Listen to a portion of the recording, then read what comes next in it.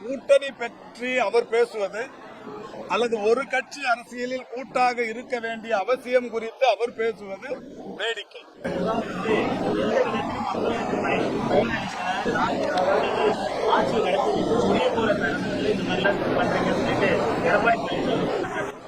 எடப்பாடி பழனிசாமி அவர்கள் சொல்லுகிற எந்த அதாவது அவர் செய்தியா இருந்தாலும் உங்களுக்கே நல்லா தெரியும்.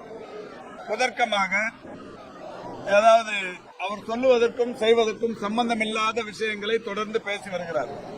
இந்த அரசு பொறுப்பேற்றதற்கு பிறகு நான் மீண்டும் மீண்டும் சொல்லி வருகிறேன், மாண்புமிகு தமிழ்நாட்டின் முதலமைச்சர்களுடைய அதிதீவிர செயல்பாட்டின் காரணமாக பொருளாதார வளர்ச்சி என்பது 14 ஆண்டுகளுக்கு பிறகு இரட்டை இலக்க பொருளாதார வளர்ச்சியை பெற்றிருக்கிறது.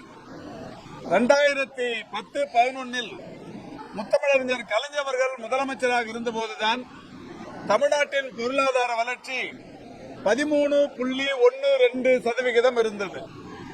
அதைத் தொடர்ந்து ஒரு 14 ஆண்டு காலம் ஓரிலக்க வளர்ச்சியாகவே இருந்து வருகிறது, 7, 8, 6 என்று. இன்றைக்கு இந்தியாவின் பொருளாதார வளர்ச்சி 6.5.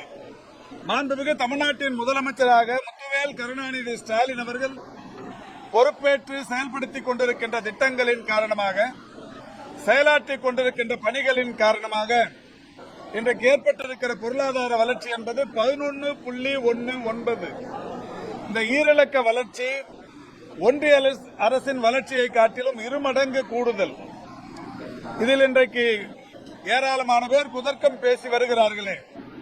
குஜராத் போன்ற மாநிலங்கள், கோவா போன்ற மாநிலங்கள், ஏறத்தாழ 4 பெரிய மாநிலங்களும் 2 யூனியன் பிரதேசங்களும் இந்த வளர்ச்சி பட்டியலில் இடம்பெறவே இல்லை. இந்த நிலையில் தமிழ்நாடு ஈரிலக்க வளர்ச்சியை பெற்றிருக்கிறது. இது குறித்து பெருமைப்பட வேண்டும், சந்தோஷப்பட வேண்டும், மகிழ்ச்சி அடைய வேண்டும். நம்மால் முடியாததை ஸ்டாலின் செய்து கொண்டிருக்கிறாரே என்று மாதட்டி கொள்ள வேண்டும். அந்த பெருந்தன்மை எல்லாம் எடப்பாடி பழனிசாமிக்கு சத்தியமா வராது.